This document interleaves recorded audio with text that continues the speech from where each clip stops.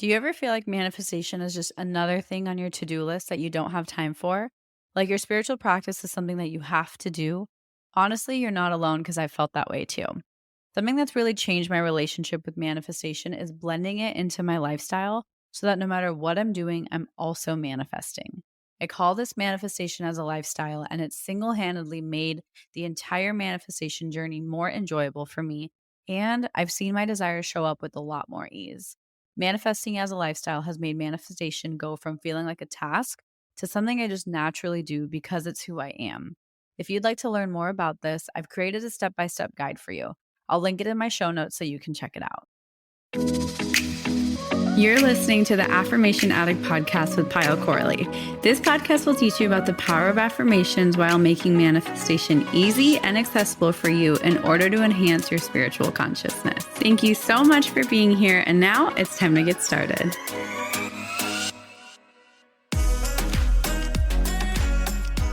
Hi, everyone, and welcome back to the Affirmation Addict podcast. My name is Pyle, and I actually had a completely different episode planned for today.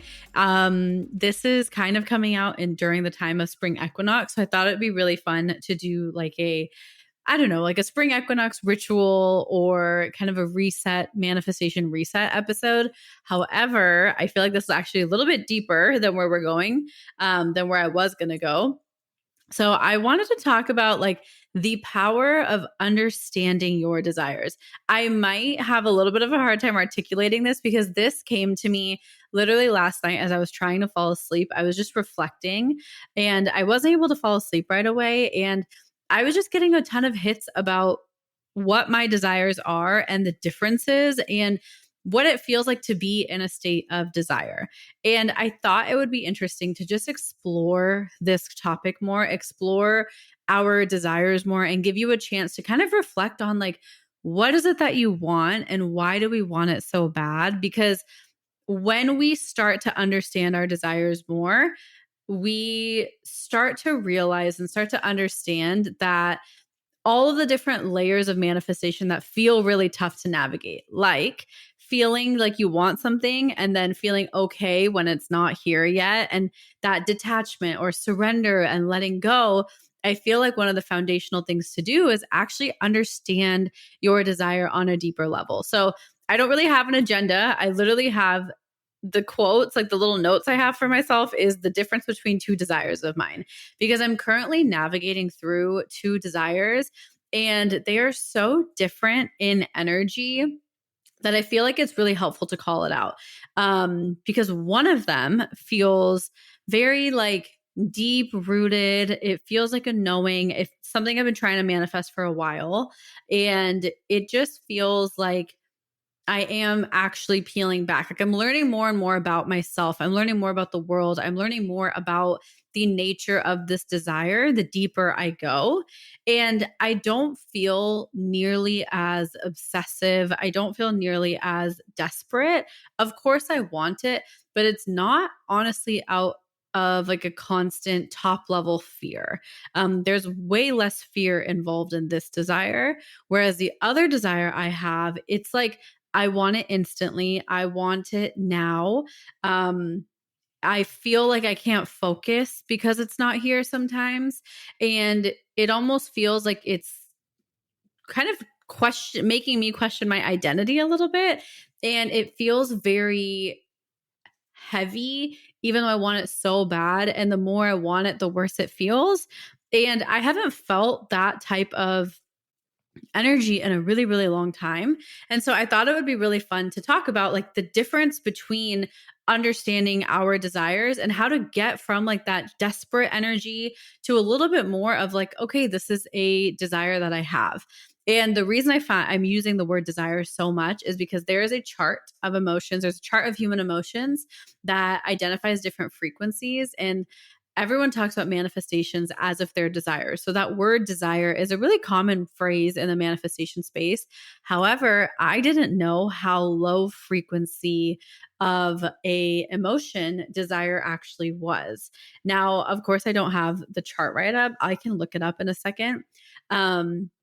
But I think desire was right above fear. Like desire, literally it was fear and then it was desire. And that clicked something in my head where I was like, I feel like a lot of the times when we're trying to manifest something, we're manifesting out of that state of fear and that anxiety to the point where we're like, okay, to combat, to help us kind of avoid that fear or process through that fear or anxiety, I have this desire.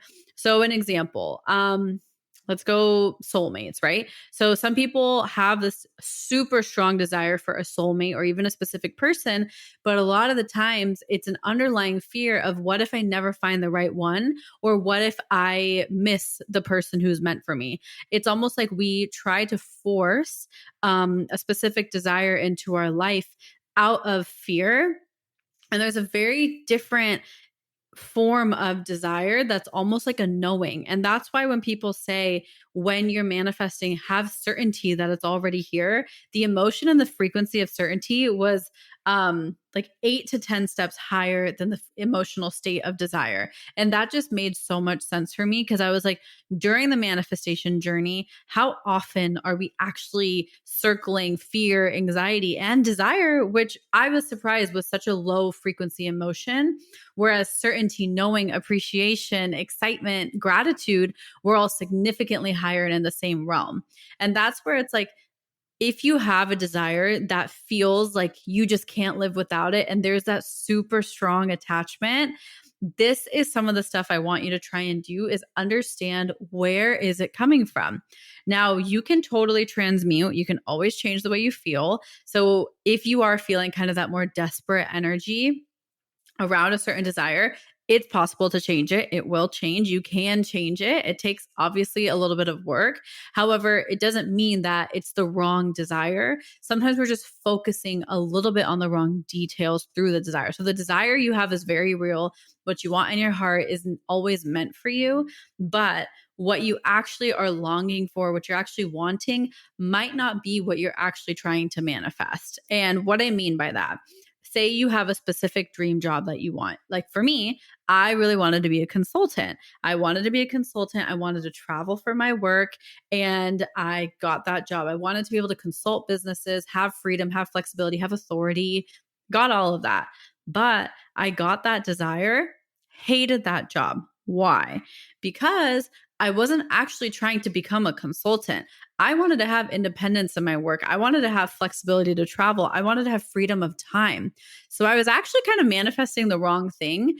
And this is very normal. We all do this. And it's not like it's a bad thing, because this opportunity taught me what it is that I actually wanted. But if you're on the manifestation journey and say you work so hard to manifest something and it doesn't actually serve you that much, then it's very natural to be like, well, why would I manifest in the first place? And that's what I want to help you avoid, because manifestation is one of those things where it is natural for you to have a desire. It is natural for you to have a calling to experience something. But sometimes through the filtering, through the kind of analysis of our subconscious mind, we identify the wrong thing. Maybe you're actually identifying and looking for a feeling, but you're putting an object to that feeling to deliver that feeling. Do you see the difference? Because oftentimes we're trying to manifest a job or a specific home or a soulmate, or I don't know, maybe like a certain level of health, whatever that is. We try to manifest these kind of specific objects that are very tangible, very trackable in our physical world. We can really see them with our eyes, but actually, we want those things because of the feeling that we think they're going to give us. And a really good way to get an indicator of if your desire is teetering on a little bit more fear based or a little bit more certainty based is to know how you feel. Learn how you're feeling along the manifestation journey. Do you feel desperate? Do you feel like you need this in your life right this second? Or do you feel kind of inspired by it, by the potential of it? And do you feel like, wow, I just know that's meant for me. I have no idea how it's going to happen, but I just have a really good feeling that this is what's meant for me. Those are two really different versions of having a desire for something. And I am kind of battling two very different energies in desires, which I haven't had in a long time, where one desire is like this calm, something I've wanted for a really long time. And I don't feel that anxiety and stress around it, even though I don't have any evidence that it's here, but I don't have any stress around it coming into my life. Versus the other thing, it is like clingy girlfriend status, which is something I can say because I was a clingy girlfriend back in the day, but it's like obsessive. It's trying to figure out the quick fix. It's trying to research everything and understand everything about the topic and learn every piece of information I can learn about it to see if it can come in any quicker because I just want it that bad. That is very fear, anxiety, kind of fulfilling a need that we're actually not understanding. So it's not a bad thing if you are experiencing that. But what it is an invitation for you to go deeper. It's an invitation for you to understand your desire on a little bit of a deeper level and ask yourself, why is this desire so important to me? What am I so scared of that will happen or won't happen if I don't get this desire? What is riding on the desire? What pressure am I putting on this desire? And asking yourself those questions in a journal can give you so much insight. Don't intellectually think about this. You can, but I really recommend grabbing your journal because your hands won't lie to you versus your brain will sometimes try and outsmart you. The power of pen and paper, it's much harder for you to lie to yourself because you start to be more honest with yourself versus when you're thinking, we try and kind of think our way through things. We use our intellect to navigate and outsmart the manifestation journey. Whereas I want you to get really reflective and look at, what is it that I actually am so nervous that this manifestation is riding on? Because we all talk about detachment, but changing your energy from desperate to detached is probably one of the biggest keys. And getting yourself to the detached state means acknowledging where the desperate energy is coming from. And asking good questions is probably one of the best tools you can do.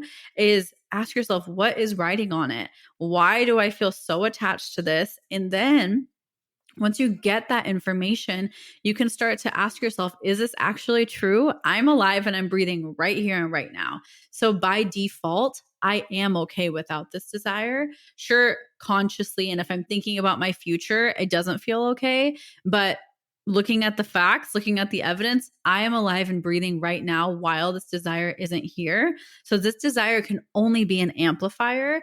It can never take away from me. And right now we're letting it take away. We're letting it take away our peace. But what we want it to do is allow it to invite more peace and allow it to invite more of the feelings that we think it's going to involve. Because we get super desperate the more specific we are, usually.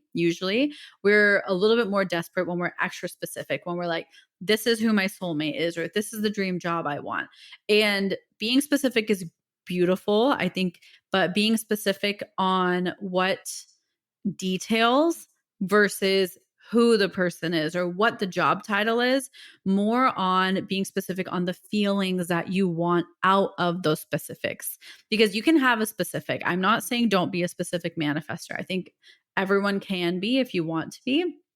But the more specific you are, the more opportunities of attachment it creates. So once you know your specifics, ask yourself, what do I feel like those specifics are going to actually give me? You want a desire because you think it's going to make your life better in some way or form. So how is it going to make your life better? Once you can admit to yourself why you think and in what ways you think it's going to make your life better, you're actually going to be able to build yourself a little bit of a map and connect the dots from where you are to where you want to be. You can stop focusing as much on where is the specific desire, or why aren't they texting me back, or why do I not see my income going up? And you can actually start to go into, what is it that I want to feel through a text back? Do you want to feel seen or validated? What do I want to feel with my income going up? Do I want to feel more successful or more accomplished?